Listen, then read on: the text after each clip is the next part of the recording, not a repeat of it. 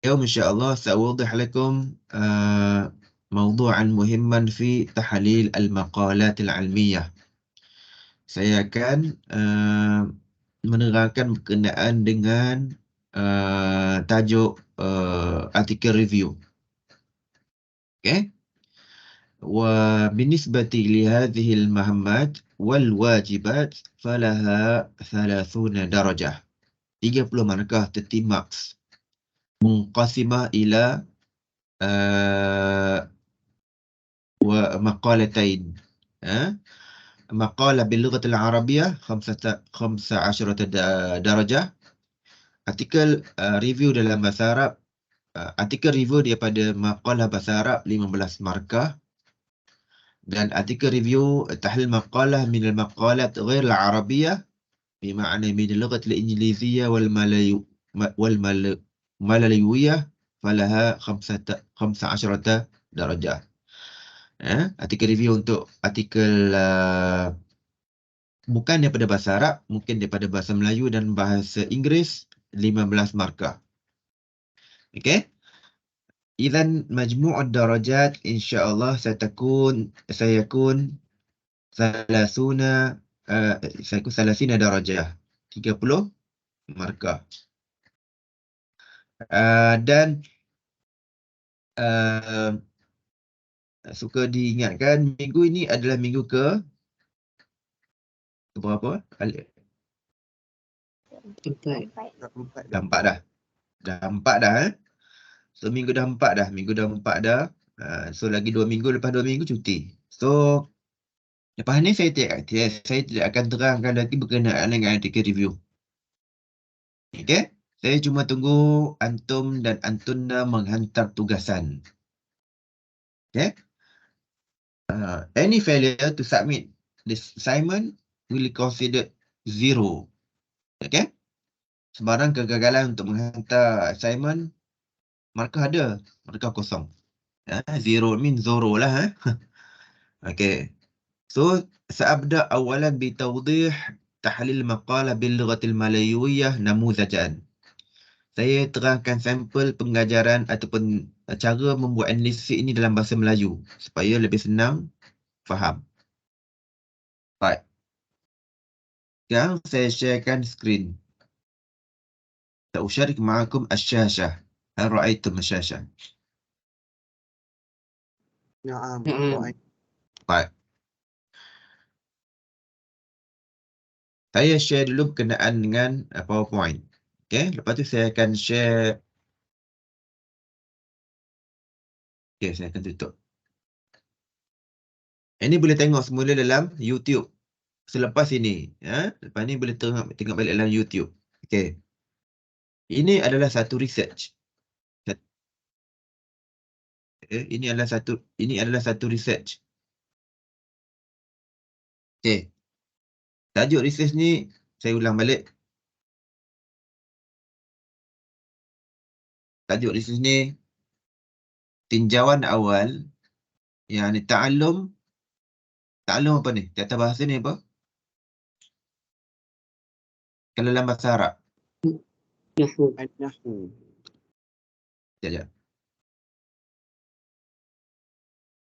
Sekejap saya nak tutup. Ini ta'allum. Sekejap ya. Saya nak buang. Saya buang. Senang.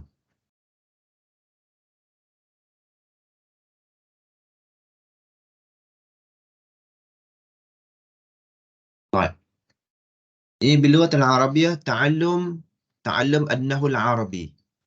Pembelajaran ataupun dirasah fi ta'allum an-nahwu al-arabi bagi tujuan ibadah. Macam mana kita sebut bagi tujuan ibadah?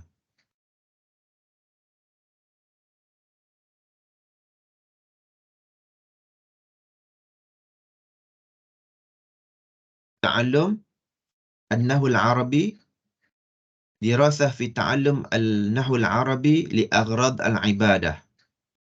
Bagi tujuan ibadah. Lada ini masyarakat awam lada mungkin kita sebut lada al-jumhur. Lada al-jumhur. Fi jami'ah fi jami'ah Malaysia. Di sebuah universiti lah mungkin di sebuah universiti.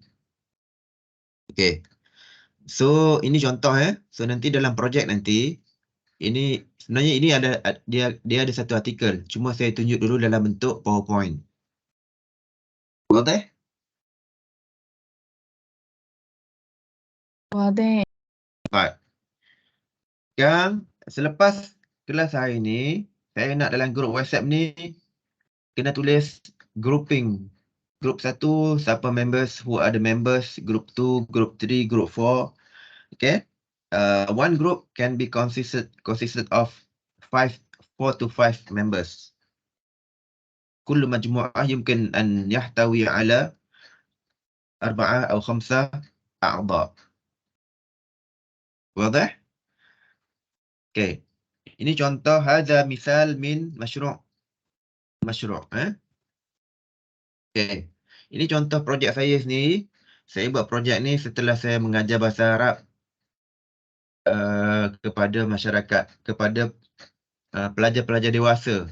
Kepada pelajar-pelajar dewasa dalam sebuah universiti, secara spesifiknya di fi Jami'ah Malaya. Hum tulab kibar ta'allamu al-Arabiyyah fi Jami'ah Malaya fi yaum as-Sabt. Tapi sekarang saya dah tidak mengajar. Tapi saya gunakan ni sebagai satu sampel. Sebagai satu sampel. Bagaimana kita boleh conduct research dalam tempoh yang singkat. Fi waqtin qasir. Tidak perlu pada setahun. Sebulan, 2 bulan pun boleh siap. Okay, setelah saya mengajar dia orang ni, saya pun buat satu research dan saya distribute satu survey. Cuma bila saya tulis dalam bentuk research paper, dia kena ikut format. Kita kena ikut format. Format dia ada tajuk. Okay. Kemudian kita kena buat format lain, pengenalan dulu, pengenalan. Okay. So pengenalan dia adalah sejarah bahasa Arab, Tarikh al-Lughatil Arabiyyah.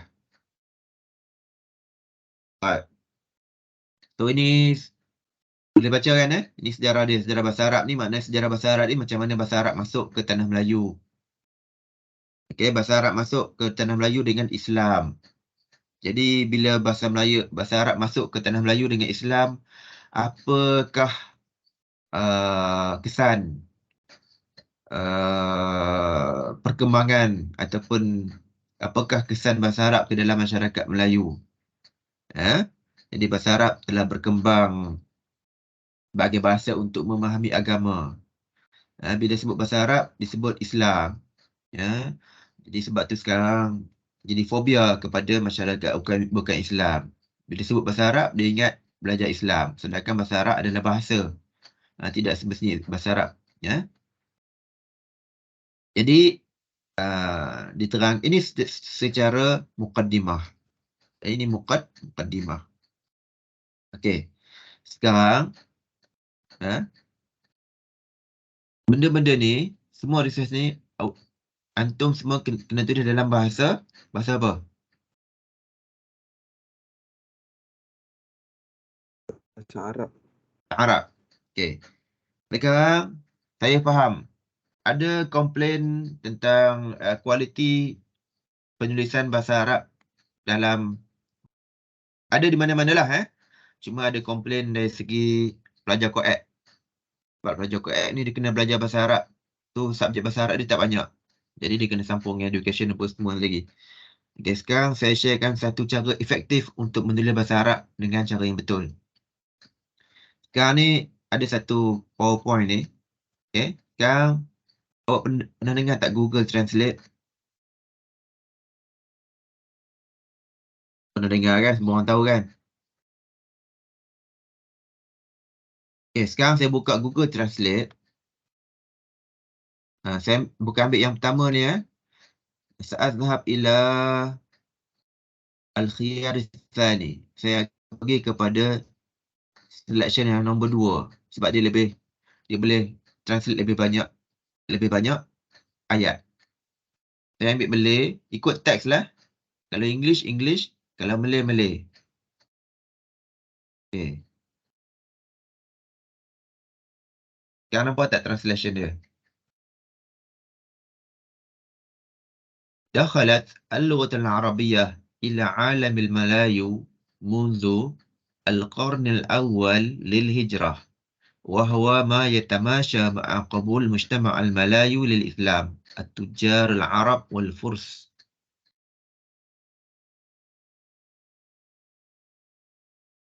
Okay? So ada هل هناك أخطاء لغوية نحوية في هذه الترجمة؟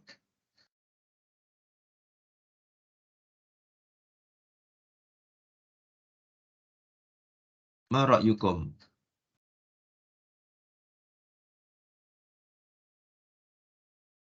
Dia lepas translation ni, 2 isu penting je.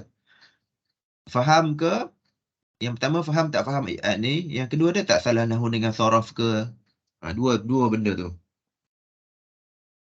Dakhalat al-lughat al-arabiyyah, bahasa Arab masuk ke tanah Melayu kurun awal hijrah. هل هذه الجملة جملة صحيحة؟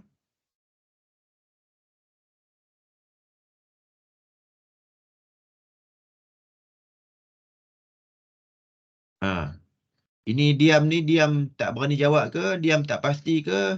Diam sebab ada penyakit ragu-ragu. Ada penyakit apa? Penyakit apa yang kena ambil wuduk, kena mandi terus dalam kolah tu?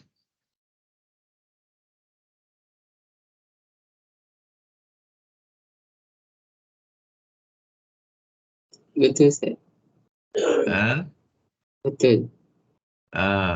Wahwa ma yatamasya ma'a, yatamasya itu selaras. Dalam translation ni selaras. Dalam Google Translate dia bagi yatamasya. Tu nampak tak? Sebenarnya sebab tu saya suruh buat artikel review daripada 2 artikel. Satu artikel bahasa Arab yang mana kita baca artikel tu dalam bahasa asal.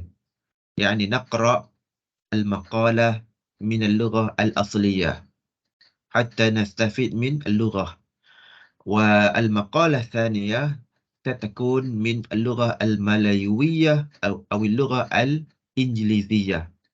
Untuk tahlil maqalah daripada bahasa Melayu dengan bahasa Inggeris, antum dan antuna boleh menggunakan Google Translate sebagai salah satu platform untuk alih bahasa. Okay?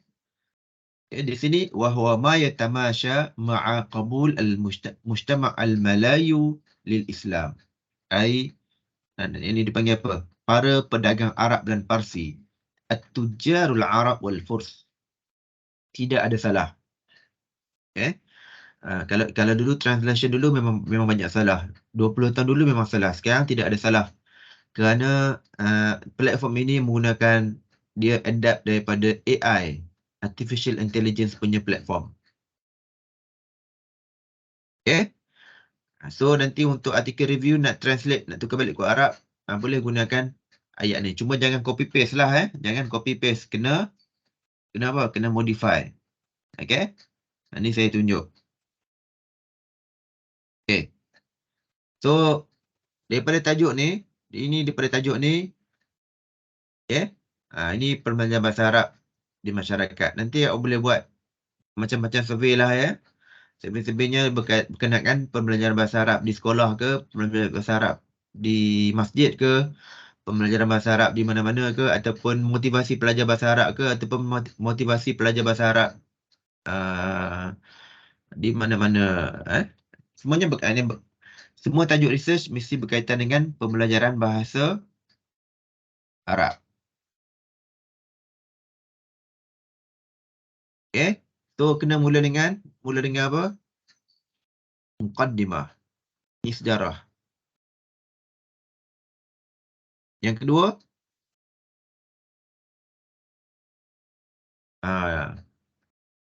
sejarah bahasa Arab di Malaysia. Bahasa Arab di Malaysia. Yani waqi' al-lughah al-arabiyyah fi Malaysia. من إحدى اللغات المهمة في ماليزيا بالإضافة إلى اللغة الإنجليزية. تطور اللغة العربية يوما بعد يوم في مختلف المستويات الرسمية وغير الرسمية، في المدارس، في الكليات، في الجامعات، في المساجد، في المصليات، وفي مراكز اللغات. وأهمية اللغة العربية أهمية اللغة العربية لأغراض كثيرة: التواصلية، السياحة، التجارة، لأغراض دبلوماسية. أوكي. واللغة العربية من اللغات ذات أهمية كبيرة لدى المجتمع المسلم، خصوصا في ماليزيا. أوكي. ولكن هناك انطباع ni dipanggil persepsi, انطباع سلبي, negative perceptions towards the learning of Arabic. Dia kata bahasa Arab ni complicated, lughat Arabiyah lughah muaqqadah, lughah sa'bah. Okay. So ini adalah apa ni? Muqaddimah. Muqaddimah seterusnya bahasa Arab di Malaysia. Ini bahasa Arab dan masyarakat awam. So nampak tak daripada slide ni dia ada satu turutan daripada umum kepada from general to be more specific, min al-'am ila al-khas. Sejarah bahasa Arab secara umum, lepas tu bahasa Arab di Malaysia, lepas tu bahasa Arab dan masyarakat awam. Ini sebab apa saya ambil bahasa Arab dan masyarakat awam? Sebab tajuk dia. Tajuk dia berkaitan dengan pembelajaran bahasa Arab untuk masyarakat. Kalau awak buat tajuk pembelajaran bahasa Arab di sekolah, dia akan jadi sejarah bahasa Arab di Malaysia. Okey, kalau tajuk ni dia jadi tajuk apa?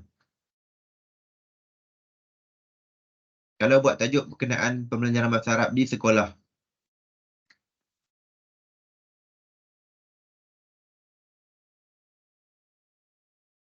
Bahasa Arab dan pelajar sekolah. Mungkin boleh buat tajuk pembelajaran bahasa Arab di sekolah-sekolah Malaysia. Pembelajaran bahasa Arab di sekolah-sekolah Malaysia. Ataupun pembelajaran bahasa Arab di Malaysia. Okey. So, kalau dalam konteks di sekolah, apa yang kena ada dalam slide ni?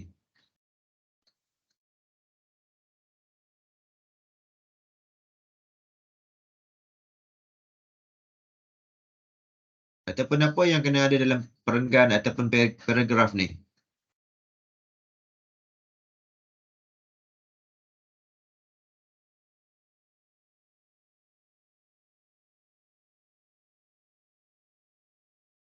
Pembelajaran bahasa Arab di sekolah. Okay. Apa yang benda penting, apa isu penting yang bila kita sebut pembelajaran bahasa Arab di sekolah ni, apa isu penting yang perlu kita tulis? Dan mesti ada rujukan. Mesti ada rujukan.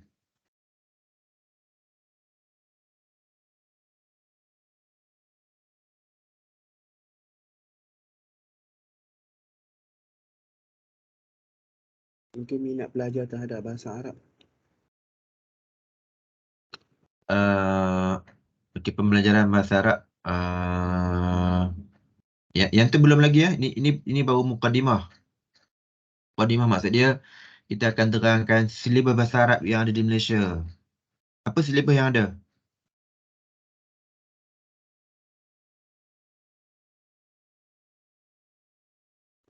KSSM, KSSM lagi?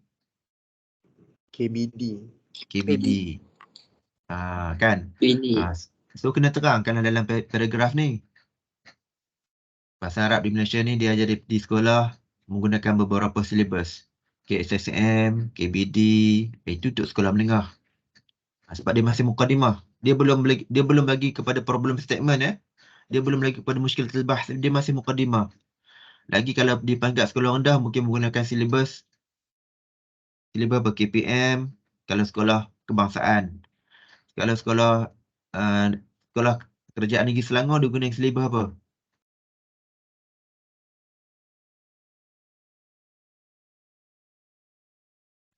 Jaiz. Jaiz, Aiwah, Mumtaz. So kena mention lah dalam ni. Sebab bila pembaca baca dia nampak satu gambaran. Oh, pembelajaran bahasa Arab ni ada di sekolah rendah, ada di sekolah menengah. Kalau di sekolah rendah guna silibus ni. Kalau sekolah menengah guna silibus ni. Okey? Macam tu lah. So, kalau ditanya apa rujukan dia? Rujukan dia bagaimana rujukan buku teks tu? Rujukan buku teks. So, nampak tak? Bila kita buat rujukan, bila kita tulis academic writing, semua fakta, sebarang fakta mesti dirujuk kepada rujukan. Mesti ada reference. Reference kita tulis nama. Ini nama Hasan Basri dan Muhammad Azhar. Okey, ini nama pengarang buku ataupun pengarang artikel. Nama dia dan tahun diterbitkan 2005. Detail dia nanti kita akan tulis dalam senarai rujukan. Okey. Detailnya nanti kita akan tulis dalam senarai rujukan. Okey. Kemudian ini okey. Sekarang balik semula kepada tajuk research ni. Ini sebab kajian ni berkenaan bahasa Arab dengan masyarakat awam. So saya terangkan berkenaan dengan bahasa Arab dalam konteks bahasa Arab tidak sewajarnya hanya tertumpu kepada kelompok yang berada. Maksudnya bahasa Arab ni bukan hanya perlu diajar di sekolah saja. Perlu diperluaskan pengajarannya kepada masyarakat. Okay? Jadi kenyataan ini disokong oleh siapa? Disokong oleh Hasan Basri dan Muhammad Azhar. Pengajaran bahasa Arab perlu diperluaskan kepada umum. Okay? Kemudian siapa lagi sokong? Kamarul Syukri 2012. Dia kata bahasa Arab ni perlu diajar kerana bahasa Arab ni mempunyai satu kedudukan khas dalam masyarakat Melayu sebagai bahasa ibadah. Yani al-lughatul arabiyyah laysa faqat lughatul Quran. Pernah ingatkan dulu belajar di Selpat. Al-lughatul arabiyyah lughatul Quran. Kemudian al-lughatul arabiyyah lughatul ibadah. Kerana dalam konteks kita ni bila sebut bahasa Arab kita akan gunakan bahasa Arab untuk faham, nahu untuk faham. Okey. Jadi bahasa Arab juga mempunyai kedudukan sebagai lughatul din. Lughatul Arabiyyah, lughatul ibadah, lughatul din. Okey. Jadi kemudian kita justify lah sebab tu dipanggil mushkilatul bahth. Mushkilatul bahth makna kenapa kita buat tajuk tersebut. Okey. Sebab untuk faham Quran, untuk faham ibadah. Antum pernah dengar tak istilah Jeqaf ni? Cikgu-cikgu kena tahu ni.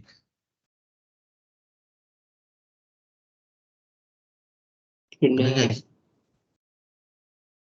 Jeqaf ni diperkenalkan zaman Pak Lah jadi Perdana Menteri dulu. Dia merujuk kepada Jawi, Quran, Bahasa Arab dan Fardu Ain. J tu Jawi, Q tu Quran, A Arab, F Fardu Ain. Okay? Jadi pada zaman Pak Lah dulu, Pak Lah Badawi dulu dia ada buat program Jeqaf. Guru-guru diambil untuk program Jeqaf untuk di sekolah rendah. Okay? So di sini kita lihat yang ni pun boleh diterangkan dalam bahagian pengajaran bahasa Arab di sekolah. Tapi dah jadi sejarah lah sebab pengambilan Jeqaf dah tak ada lagi. Okey, kemudian ini secara umum lah Rabi'ah dan Raja Masyiatah ni dia menulis tentang golongan warga emas yang orang tua lah yang umur 60 ke atas ni yang belajar bahasa Arab secara formal dan tidak formal di sekolah-sekolah. Okey. Okay, sekarang lebih detail. Bahasa Arab bagi tujuan ibadah. Okay, bahasa Arab bagi tujuan ibadah. Okay. Sekarang kita belajar bahasa Arab di sekolah sebab kita ikut silibus KPM. Ada KSSM dengan KBD. Tapi untuk masyarakat awam, mereka belajar bahasa Arab bukan tujuan untuk lulus SPM. Bukan untuk ambil periksa. Mereka belajar bahasa Arab untuk faham Quran, untuk faham hadis, untuk faham doa. Jadi mereka belajar bahasa Arab untuk tujuan ibadah. Okay. So, ni saya sharekan slide ni. Okay. Okay. Jadi tujuan ibadah. Tadi. So, disebabkan ini adalah muskilah dia. Ini adalah problem statement dia. Kenapa saya buat kajian ni. Maka, wujudlah satu objektif dipanggil research question. Kajian ini dijalankan untuk menilai kursus bahasa Arab berkaitan dengan pembelajaran Nahwu. So di UST Melaya ada satu kursus mereka memang belajar Nahwu. Ya. Mereka memang belajar Nahwu bahasa Arab. Okay. Cuma saya buat kajian ini untuk nak tahu setakat mana pembelajaran Nahwu bahasa Arab ini membantu mereka untuk faham ibadah, untuk faham bahasa Arab bagi tujuan ibadah. Okay. So di sini saya cepatkan lebih detail sebelum saya tunjuk artikel. Okay. So bila kita buat research, kita kena ada objektif. Ini secara umum, nanti saya akan tunjuk dalam bentuk artikel. Okay, ni. Ada berapa objektif di sini?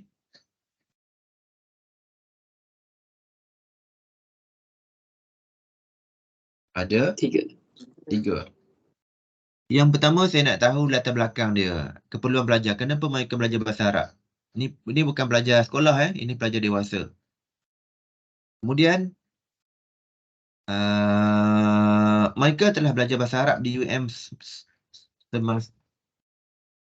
mereka telah belajar bahasa Arab selama beberapa minggu. Okay. So di sini selepas mereka belajar bahasa Arab selama 14 minggu, okay, maka mereka diberikan satu survey soal selidik. Okay. Jadi nak tahu kursus ni berkesan tak membantu mereka faham bahasa Arab bagi tujuan ibadah. Itu soalan nombor 2. Soalan nombor 1 nak tahu keperluan dia. Soalan nombor 2 nak tahu keberkesanan dia, keberkesanan kursus. Nombor 3 nak tahu cadangan lanjut. Meninjau cadangan lanjut. Okay. So metodologinya, sebelum ni saya ajar metod ada 3. Kuantitatif, kualitatif, satu lagi dia panggil apa? Mix. Collaborative. Mixed method. Bercampur. Mixed method. So ini adalah mixed method. Okay. Cuma dipilihnya, saya pilih ni sebab 20. Okay.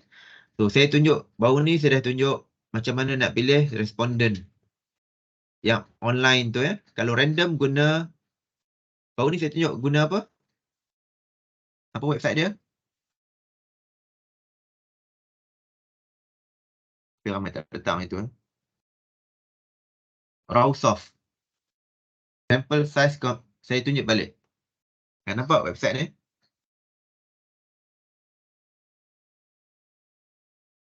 Sample size calculator.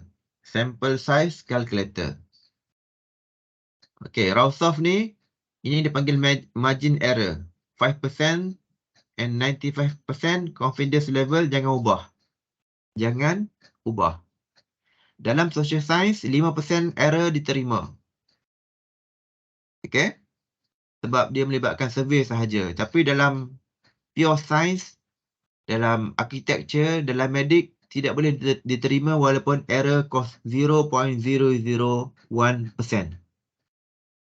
Kerana dia panggil apa? Sebarang kesilapan boleh menyebabkan disaster. Salah bancuh ubat 0.001 boleh menyebabkan ubat jadi racun. Salah kira ukuran 0.001 nak buat jambatan daripada skala contoh kepada skala betul, dia akan menyebabkan jambatan runtuh. Okay? So dalam social science, diletakkan paling banyaknya 5% error. So sebab tu ni jangan ubah. Okay. Sekarang awak dah belajar di kuliah education ni. Ada berapa kuliah education, pelajar kuliah education? Campur. TESOL, ISET, TESOL, ISET dengan guide, counselling. Agak-agak ada berapa?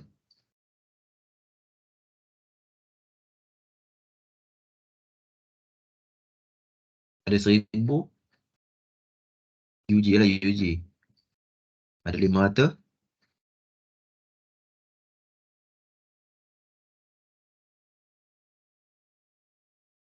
Ada 800. 800 agak ada 800. Ha?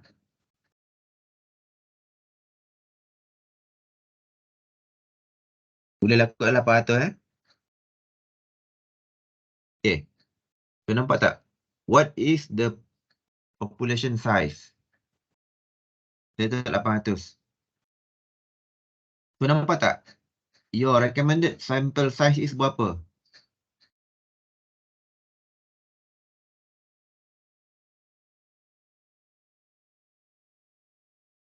$260. 260.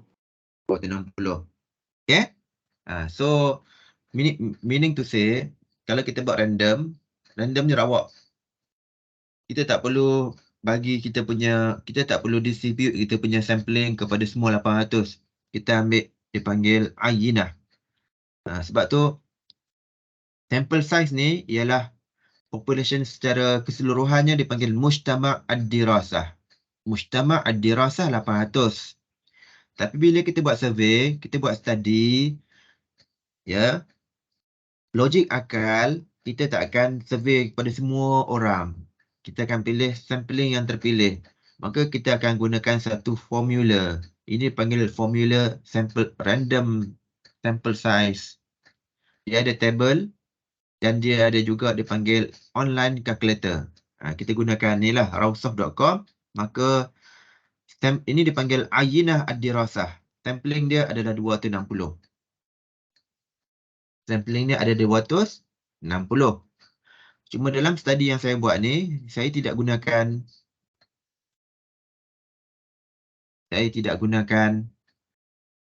formula ni. Kenapa? Kerana ini dipanggil, sebab saya gunakan method saya, ini dipanggil Allahumma salli ala sayyidina Muhammad. Dipanggil apa Dipanggil pilot study. Pilot study. Okay? Pilot study ni dipanggil kajian rintis. Kajian rintis. Sebelum kita buat kajian sebenar, kita akan buat kajian berskala kecil. On the smaller scale dipanggil pilot study. Okay? Dalam pilot study, sampling dia antara 20 hingga 30. Okay? So saya buat sampling kecil. Sebab tu saya ambil 20. Okay? Saya rujuk kepada siapa? Bilangan ini adalah bilangan yang diterima berdasarkan bilangan minima bagi kajian rintis disebut oleh ni. So bila kita buat academic writing, sebarang sampel yang kita pilih bilangan, sebarang survey yang kita guna, kita mesti sebut rujukan. Jelas tak? Kena ada rujukan. Jangan ambil-ambil tak ada rujukan. Okay. Okay. So ini adalah metodologi dia. Okay. Kajian ini dijelaskan dalam bahasa Melayu kerana pelajar-pelajar tersebut adalah orang dewasa, ya. Mereka orang Melayu, lebih faham Melayu. Okey. Mereka telah belajar 16 kali. Okey. Dan Dalam kajian ini, saya telah edarkan satu survey. Okay. So nanti untuk antum punya projek, antum kena pilih tajuk. Okay. Kena justify kenapa buat tajuk tu dalam mushkilat dirasah. Kemudian kena buat apa objektif dia. Kemudian kena terangkan guna survey apa. Survey ni dipanggil instrumen kajian. The research instrument. Okay. So survey ni ambil daripada siapa? Ni ada rujukan dia lah. Ada rujukan dia. Okay. So selepas saya collect data, saya gunakan Google Form. Dia pun jawab. Lepas dia jawab, saya akan terus saya boleh buat report. Okay. So nampak balik, saya ulang balik di sini. Kajian ini berkaitan dengan satu kajian rintis pembelajaran tata bahasa Arab bagi tujuan ibadah. Okay. Dalam kalangan pelajar dewasa di sebuah universiti. So dapatan dia dipanggil findings. The findings. So ini dapatan dia. Ini secara umum hasil kajian menunjukkan bahawa pelajar yang belajar bahasa Arab dalam kursus ini berpuas hati dengan kualiti kandungan dan kaedah pengajaran yang telah dilaksanakan. Namun begitu, pelajar telah memberikan beberapa cadangan untuk memperbaiki kandungan kursus dan beberapa aspek lain. Okay. So ini dapatan dia. Ini dipanggil demographic data ataupun maklumat demografi. Maklumat demografi. So ini saya buat dapat ni daripada mana? Saya guna apa tadi? Google Form.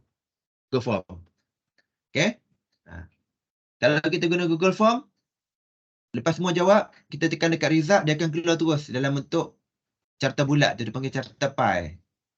Tu kita nampak. Okay. So laki-laki ada berapa. So macam tu lah. Untuk research ni, saya tak minta guna SPSS pun. Sebab SPSS ni dulu memang saya guna SPSS. Cuma sekarang dah lebih strict. Saya nak guna SPSS kena pergi lab. Sekarang dah tak boleh guna yang jenis cetak ompok ni. Kena guna yang original. Jadi masalah nak kena install apa semua. Kita guna yang Google Form, kita guna yang simple punya analisis.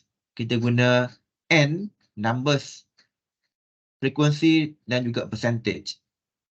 Kita gunakan at-tikrar, tahlil at-tikrar, wa nisbah al-mi'awiyah. The frequency and the percentage. Okay. So inilah report dia. Jantina. Yang kedua. Kenapa keluar soalan ni? Sebab saya tanya jantina dia. Yang kedua saya tanya umur. Nampak tak umur ni? Ini range dia. So daripada jadual ni, majoritinya umur berapa?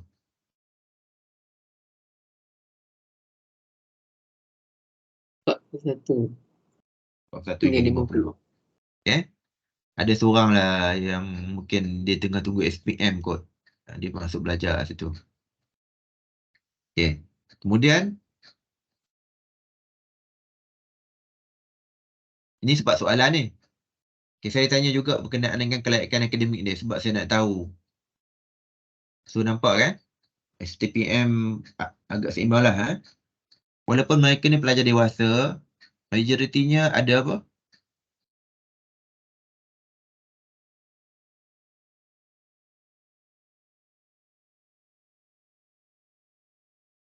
Ada degree lah.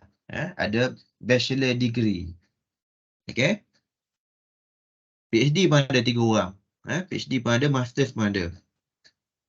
Okay, ini sebab saya tanya berkenaan dengan academic qualification. Okay, saya ajar ni, dia orang ni masa ni kelas online. Masa ni zaman PKP dengan PKPB. Ingat lagi kan? PKP, ada berapa jenis PKP? Lupa kan?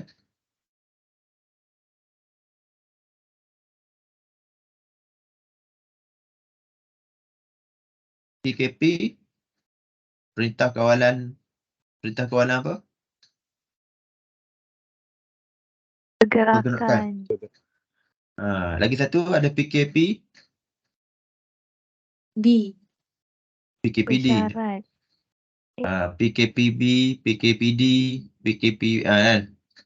So ni zaman tu lah sebab tu kelas tu saya hanya duduk di rumah tapi tengok pelajar-pelajar dia daripada seluruh Malaysia. Johor, Kedah, Pulau Pinang, Kuala Lumpur, Perak, Selangor, Sabah. Sabah pun ada. Dua orang.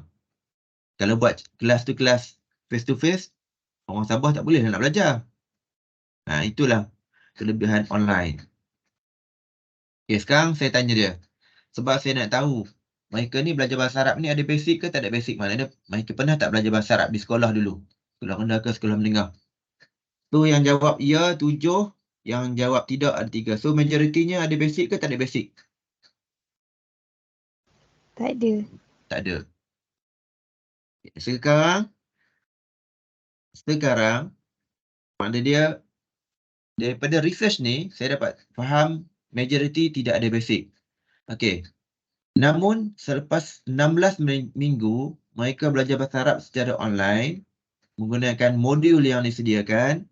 Saya buat satu survey nak tahu keberkesanan program.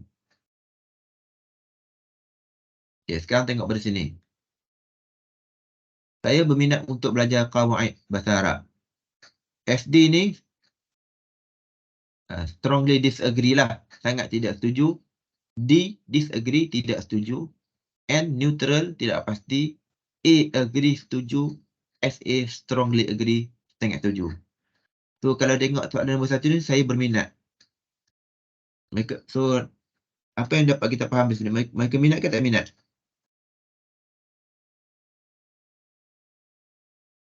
Minat. Sangat minat. Sangat. Sangat. Ya, bahasa modernnya sangat. Tersangat. Extremely agree. Saya merasakan bahawa belajar bahasa qawaid ini satu keperluan. So sekarang dah macam pecah sikit. Ada yang kata, tapi dua-duanya masih setuju. Cuma banyak 18 sangat setuju, 2 orang setuju. Tapi masih setujulah. Maknanya belajar qawaid ini satu keperluan kepada masyarakat awam.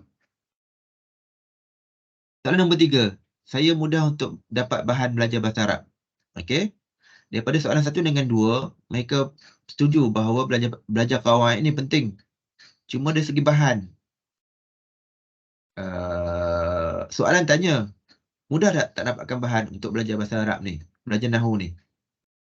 Okey. 9 orang kata sangat setuju, 10 setuju, 1 tak pasti. Okey. 1 tak pasti. Soalan 4. Sebagai Muslim, saya berpendapat bahawa belajar qawaid bahasa Arab ni satu yang penting. Semua sangat setuju. Maknanya belajar Nahu tu, belajar qawaid itu pentinglah. Okey. Cuma dengan mempelajari qawaid dapat membantu saya faham ibadah harian saya. Okey, sangat setuju. Okey. Sekiranya saya diberi peluang untuk belajar qawaid, saya tidak akan melepaskan peluang tersebut. Okey, semua setuju. Saya berpendapat perlu ada modul khusus untuk belajar Nahu. Semua setuju. Cuma ada 3 orang setuju, 17 orang sangat setuju. Saya berpendapat modul tersebut mestilah menepati tujuan. Okey, macam itulah. Saya berpendapat modul tersebut mesti meraihkan latar belakang. Maksud dia mestilah meraihkan different background lah. So ada seorang kata tak setuju.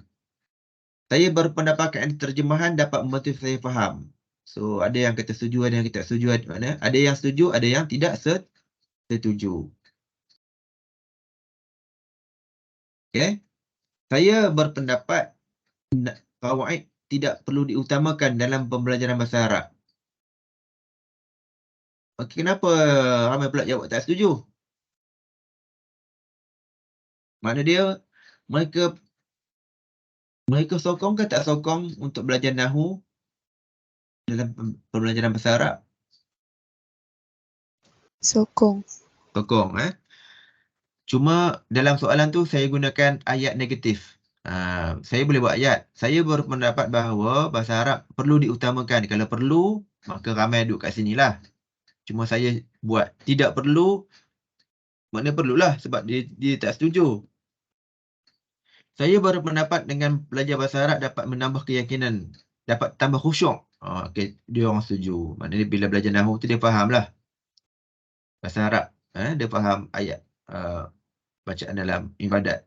Saya berpendapat perlu diperbanyakkan contoh-contoh ayat yang dipetik daripada ibadat. Maknanya bila belajar bahasa Arab dalam modul tu, kena ada contoh ayat Quran, contoh-contoh doa yang dibaca setiap hari, contoh-contoh Quran, hadis yang sedang faham dengan ayat bacaan-bacaan.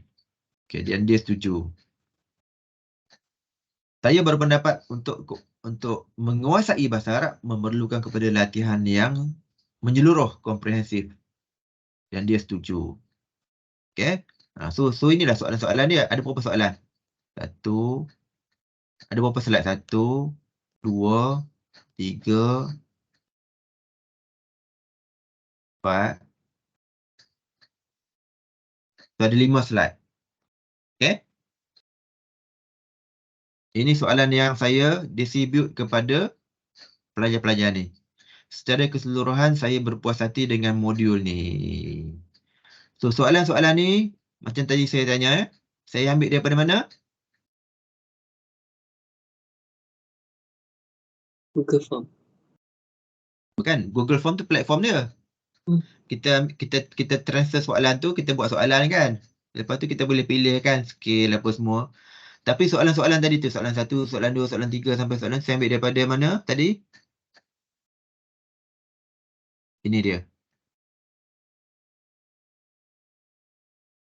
Saya ambil daripada research yang terdahulu. Kebetulan research ni saya buat. Saya ambil daripada research yang terdahulu. So untuk projek antum nanti, bila gunakan survey, kena mention dalam bahagian method, ambil daripada siapa. Kena terangkan rujukan. Clear? Wadah? Ada. Sebab tu nak tahu mana rujukan, kena baca. Okay? So nanti saya akan terangkan minggu depan. Lebih detail lagi lepas ni insyaAllah. So ini findings. Lepas tu tadi saya sebut. Okay, saya balik kepada objektif, research objektif. Ada 3 soalan tadi. Soalan 1, saya nak tahu keperluan pelajar. Saya guna survey Likert scale. Likert scale tahu Likert scale? Likert scale ni 1 hingga 5, dia ada banyak lah. Dia boleh buat 1 hingga 5, 1 hingga 7, 1 hingga 10. Cuma 1, 5 ni basic lah. 1 kita boleh buat. Kita boleh buat 1 sangat setuju. Tapi kita kena buatlah sangat setuju, tidak setuju, tidak setuju. Tapi kalau kita mula dengan sangat tidak setuju, sangat setuju dia akan jadi nombor 5. Kalau kita letak 1 sangat setuju, sangat tidak setuju, dia akan jadi nombor 5. Faham tak? Dia akan jadi menaik ataupun menurun. So untuk soalan 1 dengan soalan 2, saya gunakan survey Likert scale 1-5. Untuk soalan nombor 3, saya gunakan dia panggil open-ended question. Open-ended question. Saya tanya soalan. Apakah cadangan lanjut bagi menambah baik kursus ini? Maka dia akan tulis komen. Faham? Pernah guna tak Google Form? Pernah. Dalam Google Form, kalau Likert scale, kita guna, untuk Likert scale kita guna nombor. Kita letaklah nombor 1, apa dia punya tafsiran dia. Nombor 2, apa dia. Nombor 3, apa. Kalau bahagian open-ended ni, kita guna apa? Kita minta dia tulis komen.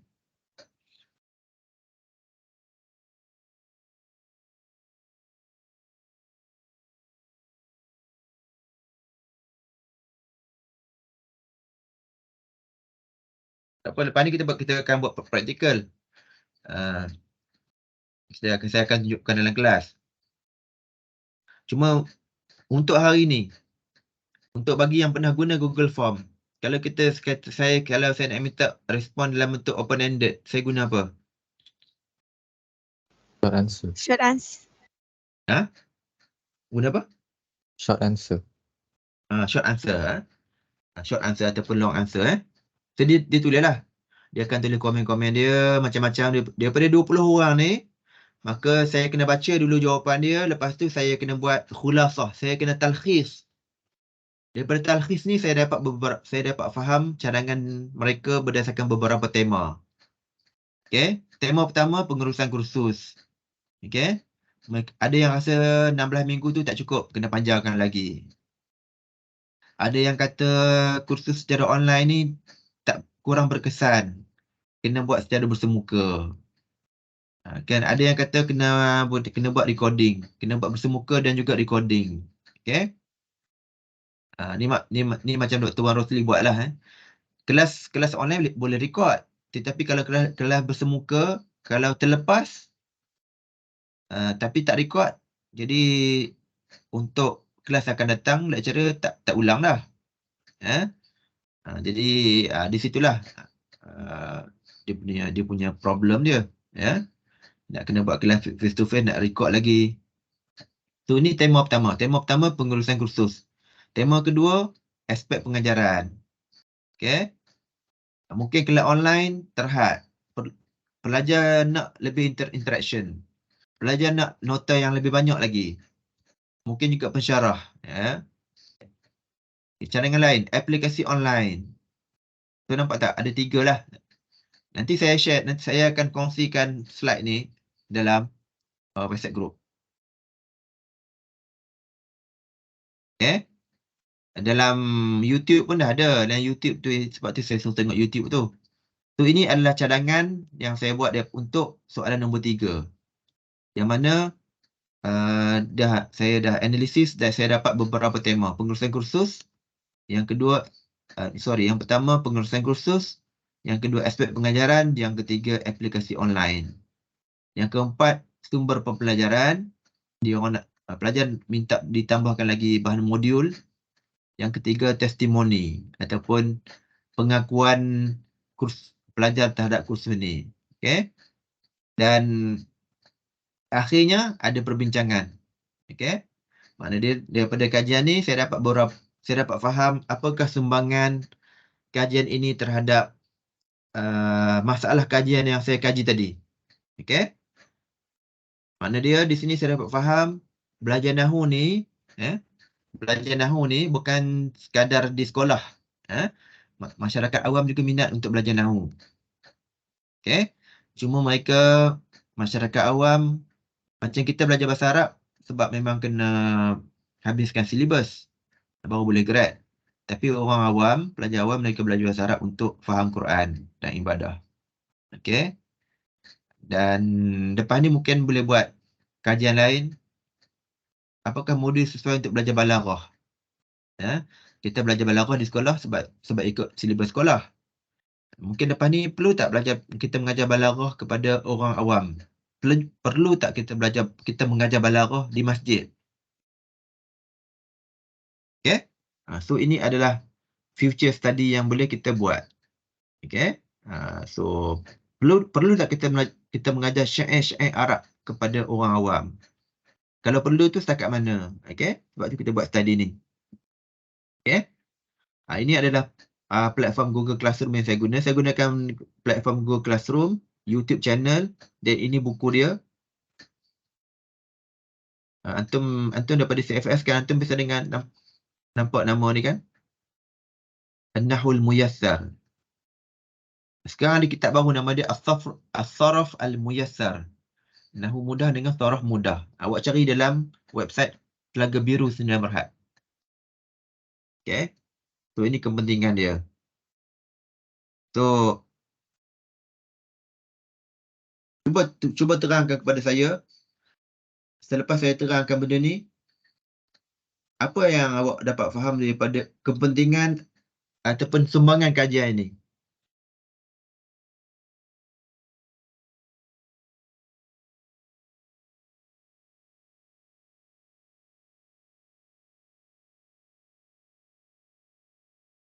Penguasaan bahasa Arab dalam kalangan orang awam. Dia dapat menerangkan kepada kita bahawa kepentingan pengajaran Nahu Bahasa Arab kepada masyarakat. Dia bukan di sekolah lagi.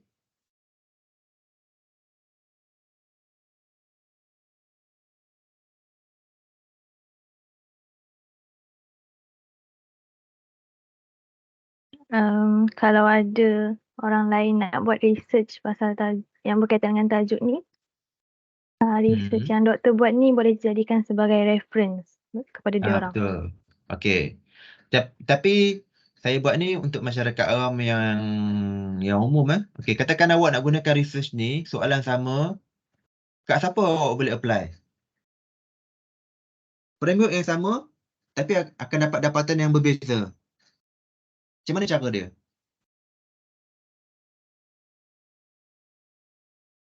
What is the strategy?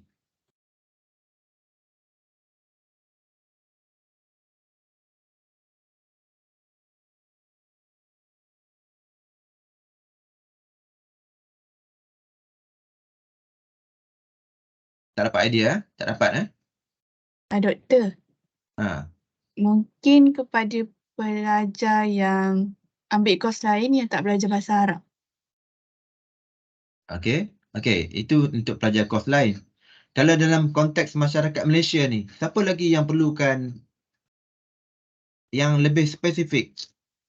Ini modul pembelajaran Nahu Bahasa Arab untuk orang awam.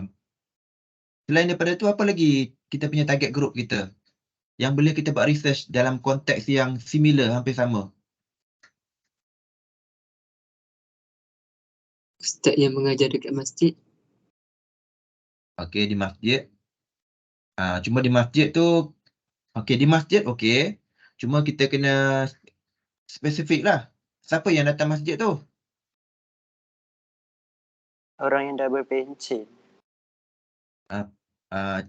Cabaran dia, orang yang datang masjid tu, dia datang masjid, kita tak pasti dia konsisten tak dia datang masjid tu. So kalau kita buat kelas kita 14 minggu, kita tak dapat pastikan dia datang secara konsisten 14 minggu. Ada hari datang, ada hari yang dia tak datang. So kalau kita nak buat research yang macam ni, mungkin kita kena buat research kita kena modify sikit lah. Mungkin kita buat analisis keperluan modul pembelajaran bahasa Arab. Kita buat analisis. Maksud dia, kita nak tahu apakah keperluan dia untuk belajar bahasa Arab. Maknanya dia bukan macam yang saya buat ni, mereka dah belajar 16 minggu baru saya bagi research. Kena modify sikit. Maksud saya, mungkin awak nak buat modul pengajaran bahasa Arab untuk mu'alaf. Orang baru masuk Islam. Okey? Jadi, setakat manakah mereka perlu tahu bahasa Arab supaya mereka faham Islam? So, boleh buat untuk mu'alaf. Okay. So, kalau awak buat tajuk untuk golongan mu'alaf, kat mana nak cari sampling?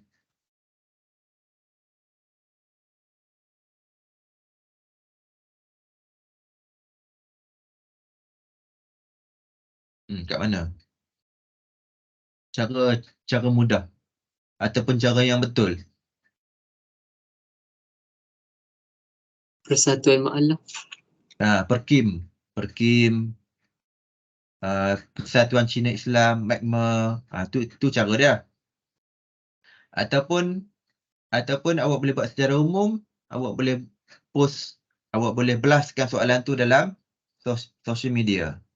Tu akan ada nanti mu'alaf yang jawab. Okey. Jadi kajian ni saya bagi contoh. So nanti kalau awak nak buat lebih kurang ke apa ke, awak boleh buat modul pembelajaran bahasa Arab untuk pelajar architecture. Macam mana kalau modul architecture macam mana? Kalau modul medik macam mana? Kalau untuk masyarakat awam lebih detail, kalau mu'alaf dia nak macam mana? Mungkin juga mu'alaf juga ada banyak bangsa. Kalau untuk orang asli macam mana? Sebab tu kita buat research. Bila kita buat research baru kita faham. Okay? Clear ke? Clear. Okey. Cuma ini berkenaan dengan keperluan belajar bahasa Arab bagi masyarakat. Cuma nanti dalam awak punya projek nanti, awak boleh fokus kepada tajuk-tajuk lain yang berkaitan lah. Contohnya motivasi pembelajaran bahasa Arab. Ataupun pandangan guru terhadap alat bantu bahasa Arab. Okay? So, bila kita nak faham benda-benda tu, kita kena justify kita punya problem statement kita dengan rujukan. Okay, sekarang saya akan share satu artikel. Tadi saya tunjuk apa? Tadi saya tunjuk slide. Okay? Macam tu nanti bila awak buat projek, awak akan present dalam bentuk slide. Itu dipanggil group presentation. Cuma presentation tu dalam bahasa Arab lah ya. Okay? Berapa markah? Kam darajah?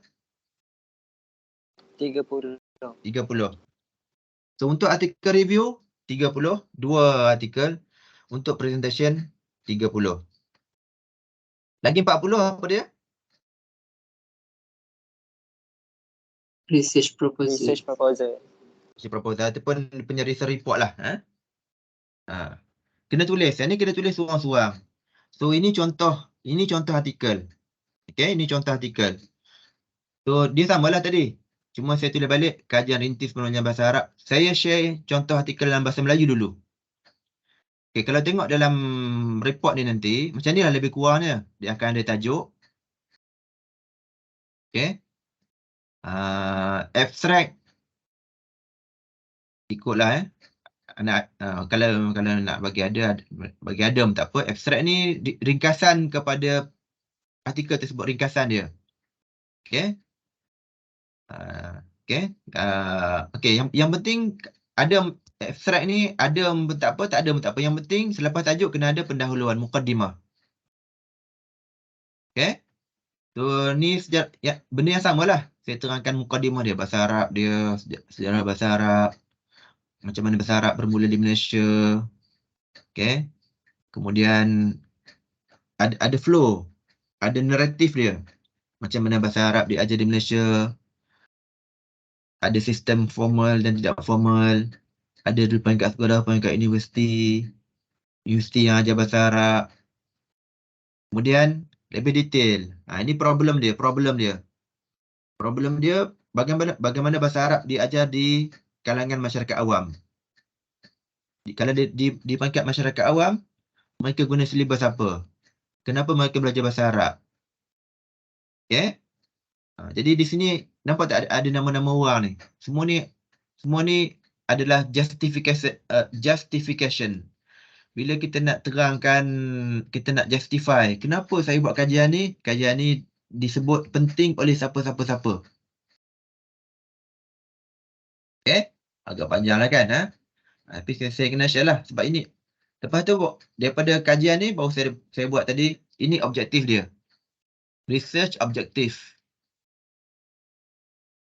Bila kita buat research ada beberapa soalan lah ya. Jangan buat 1, 2 ataupun 3. Okay. Soalan nombor 1 nak tahu latar belakang dia. Lepas tu nak tahu keberkesanan kursus. Lepas tu nak tahu cadangan lanjut. Okay. Bila kita buat research, kita kena gunakan method. Method dia kita terangkan dalam subtopik research methodology. Gunakan mixed method. Okay. Method ni kita terangkan kita guna method apa, kuanti, kuali ataupun mixed method. Lepas tu kita terangkan sampling yang kita pilih, siapakah responden kita. Lepas tu macam mana, apakah survey yang kita gunakan. Lepas tu kita distribute, kita guna apa, Google Form ke apa ke. Okay. Lepas tu terus pergi ke dapatan. Ini dapatan. Tadi saya dah share dapatan dalam bentuk PowerPoint. Ini dalam bentuk penulisan. Ada jadual 1, jadual 2, jadual 4, 2, 3, 4, 1, 2, 3, 4 negeri. Benda yang sama lah, cuma dalam bentuk penulisan. Okay. Ini dalam bentuk jadual. Frekuensi and percentage. Ringkas saja. Ini bahagian A, dia ada tiga bahagian. A adalah maklumat responden, jantina, umur, kelayakan akademik, negeri dia, ada asas ke tak ada asas. Bahagian B adalah dapatan Likert scale. Itu adalah bentuk N, frekuensi dan juga percentage. Bahagian C adalah bahagian berkenaan dengan open-ended. Open-ended dia. Ada tema dia, ada cadangan. Tema, cadangan. Lepas tu kesimpulan. Dan di hujung penulisan ada rujukan. Tadi yang saya duk mention nama kat sini ya. Ni, nama banyak ni. Ini ringkasan dia, detail ada kat bawah. Senarai rujukan. Okey, untuk senarai rujukan, kita tulis apa mula-mula? Tulis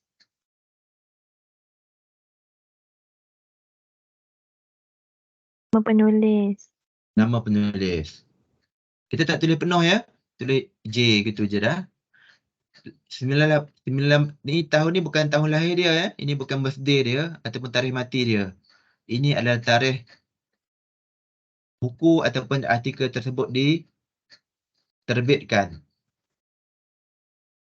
Publication date. Okey. Ni tajuk buku. Pengenalan Tamadun Islam di Malaysia. Ni tajuk buku. Kuala Lumpur ni kalau beli buku, dia akan sebut buku tu diterbitkan di mana? Di Kuala Lumpur, di San Francisco, ataupun di mana-mana lah ya. Di Riau, di London. Ni negara tersebut. Ataupun ibu negeri negara tersebut. Ini adalah nama company yang terbitkan. Dia orang bahasa dan pustaka, RIUM Press, ataupun nama-nama company ya. Okey, ini yang pertama ni adalah rujukan buku. Untuk rujukan jurnal macam ni. Nama pengarang, tahun diterbitkan, tajuk artikel diikuti oleh nama jurnal. Okey, nama jurnal. Lepas tu ada muka surat dia. Ini contohnya, Hasan Basri dan Muhammad Azhar 2005, nama pengarang dan tahun diterbitkan. Yang kedua, tajuk jurnal, pengajaran bahasa Arab untuk tujuan khusus, satu pandangan awal. Ini tajuk artikel daripada jurnal. Lepas tu kena tulis nama jurnal masalah pendidikan. Lepas tu ada nombor-nombor dia. Sebab artikel ni dia ada nombor. Ni muka surat dia. 233, 244 ni muka surat. Sekarang tengok artikel ni.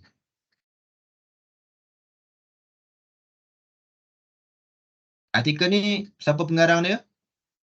Yalah kan. Ada berapa orang pengarang? 3. 3. So nanti kena tulis Muhammad Sabri S. Sah betul tulis. Nur Huda O. M. Lepas tu diikuti oleh nama tajuk dia. Tajuk artikel. Lepas tu tajuk artikel kena tulis mula-mula nama pengarang. Yang kedua tajuk artikel. Yang ketiga kena tulis apa? Tajuk. Nama jurnal. Nama jurnal. Okey, mumtaz. Nama jurnal dia E-Jurnal Bahasa dan Linguistik. Nama jurnal. Okey, nombor 3 nama jurnal. Nombor 4 kena tulis apa? Nombor. Apa nombor yang penting ni? Nombor ni. Volume 4, nombor 2. Okey. Sebab volume 4 nombor 2 ni apa? Contohnya macam ni lah. Surat khabar, kan dia ada kan? Surat khabar, macam majalah lah, majalah. Majalah diterbitkan, ada yang secara mingguan, ada yang secara bulanan, betul? Majalah mingguan. Buletin mingguan, buletin bulanan. Jurnal ni pun samalah jurnal. Jurnal ada yang terbit 4 tahun sekali, ada yang 2 tahun sekali, ada yang 4 kali setahun, ada yang 2 kali setahun. Macam jurnal ni, dia terbitkan 2 kali saja setahun. Sebab tu dia ada volume, dia ada nombor. So kita kena tuliskan nama volume berapa. Volume 4. Number 2. Muka surat tengok kat mana? Tengok kat sini. Ada tak tulis pula sini. Muka surat ada dekat ni ada ni 1. Muka surat dia 1 tak masuk sini tadi. 1 sampai di hujung. 1 hingga berapa tadi? 15. 15. Okey. 1 hingga 15. Okey. Saya ajar ni hari ni dia macam jamak takdim, jamak takhir sekali lah. Saya ajar artikel review sekali dengan projek. Macam mana nak cari idea untuk buat group project dan juga individual writing project. Okey? Okey. Sekarang saya dah pernah share dulu borang dia. Ni borang artikel review Okey, sekarang dalam kelas ni ada 31 orang kalau tak silap saya. 31, sahih? Tak pasti berapa Daripada 31 ni, boleh buat 5 ataupun 6 grup. 5 ataupun 6 kali 5, 30.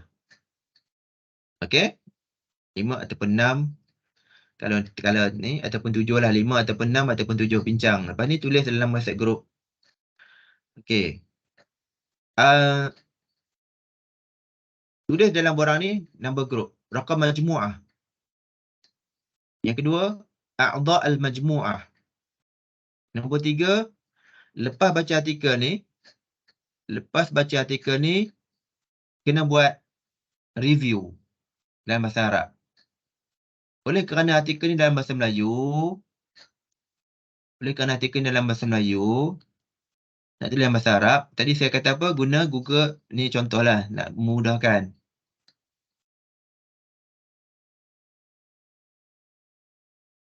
Okay, nampak tak? Dirasah. Nampak tak apa dia dalam bahasa Arab? Siapa boleh baca? Tolong baca seorang.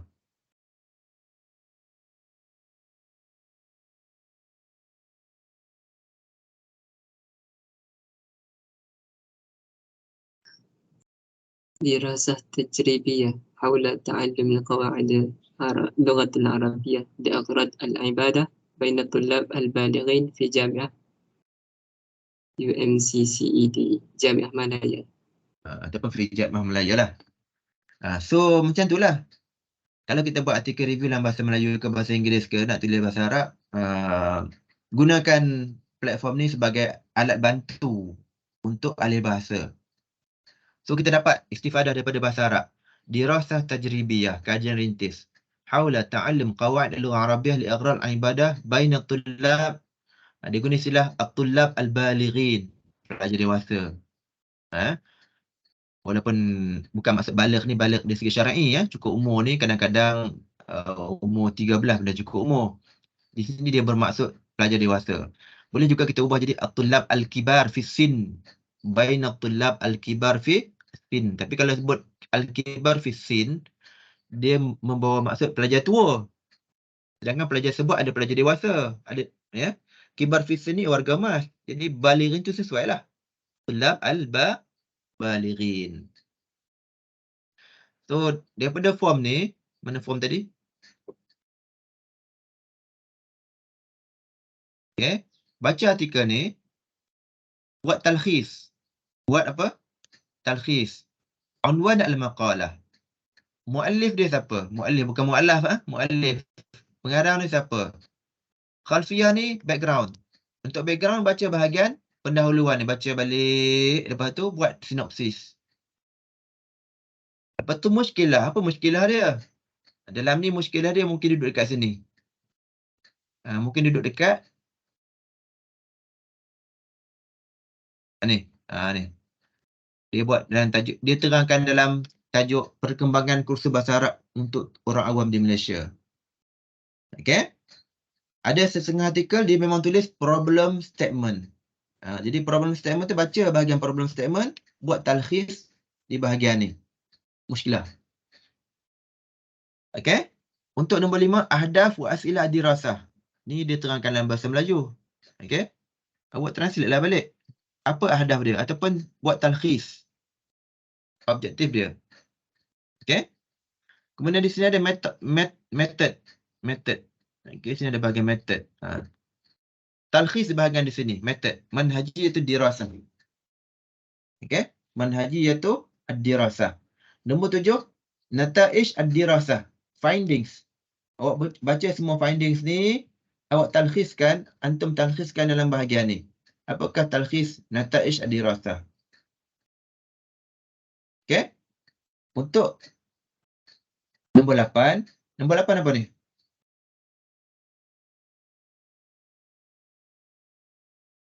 Sumbangan kajian.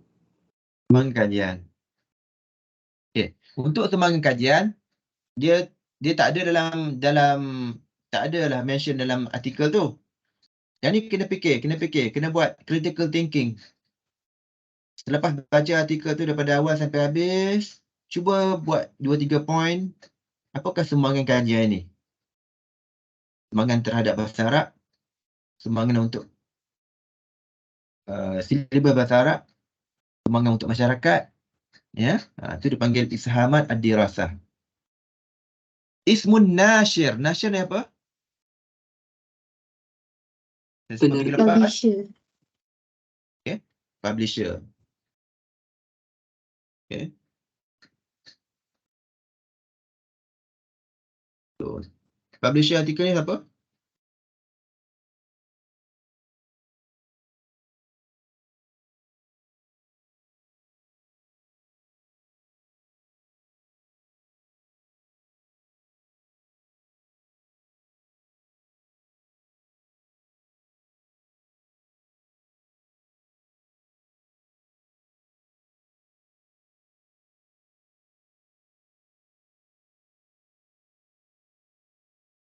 Sekejap. Dia putus sekejap.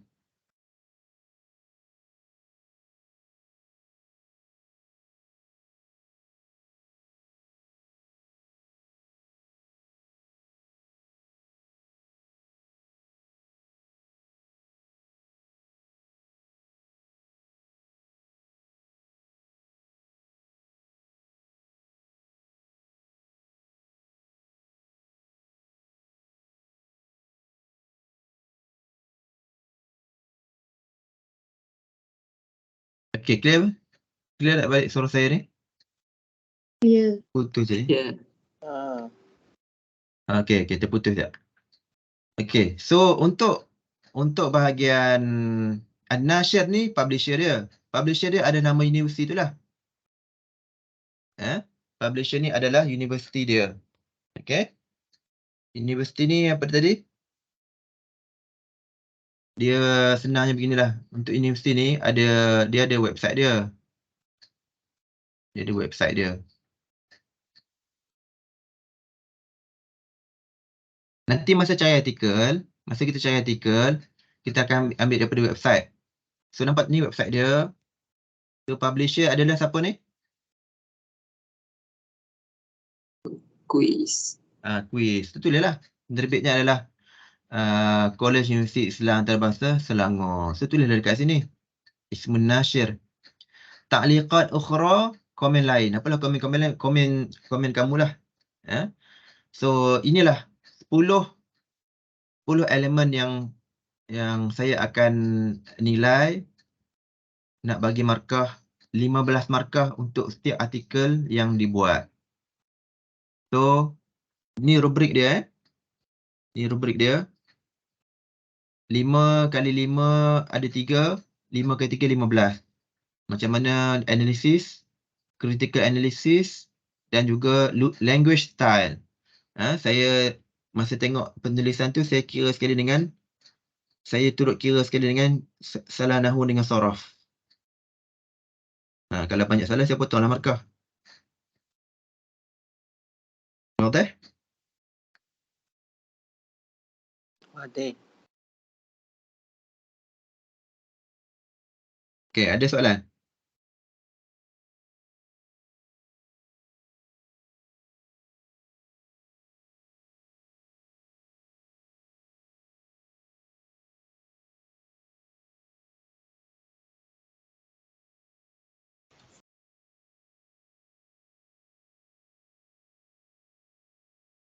Ada soalan tak pasal artikel review ni? Doktor, untuk nak cari artikel review ni, artikel tu kena tentang apa? Ke tak kisah? Tentang bahasa Arab lah. Bahasa Arab, okey. Mm-mm. Kalau tentang pendidikan, Ustaz? Boleh. Tapi pendidikan Okey. bahasa Arab lah. Pendidikan. Tapi dia tak apalah dengan asalkan dengan pendidikan, mungkin ada pendidikan. Boleh. Okey, terima kasih, Ustaz.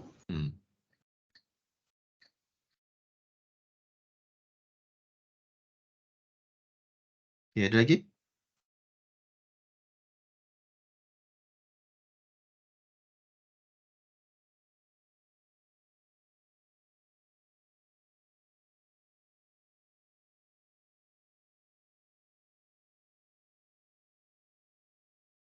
Okay. So saya rasa walaupun kelas ni hari ni saya kelas saya dah terangkan orang kata apa? Sekaligus cara artikel review dan selit sekali dengan untuk buat research project bagi subjek ni.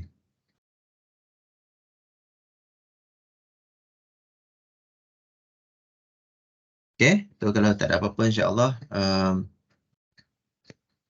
minggu depan kita akan jumpa balik, insyaAllah face to face. Minggu ni saya tak nak ambil risiko nanti berjangkit. Berjangkit nanti susah. Saya seorang tak apa. Antum ramai jadi masalah. Jadi balik mahalah jaga ramai. Ini musim demam juga semua demam influenza. Okay. Lepas ni insyaAllah saya akan sharekan rakaman YouTube, rakaman YouTube untuk hari ni, dan boleh share, boleh buat ulang kaji untuk tugasan research method ni, insyaAllah.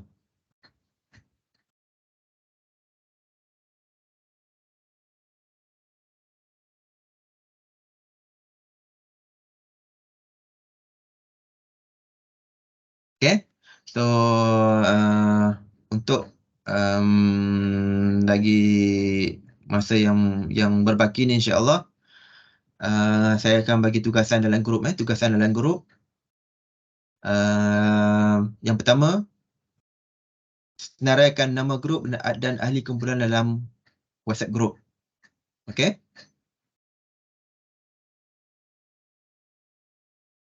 Yang kedua, kumpul dulu, cari dulu, browse dulu beberapa artikel yang dirasakan sesuai untuk dibuat artikel review dalam grup masing-masing.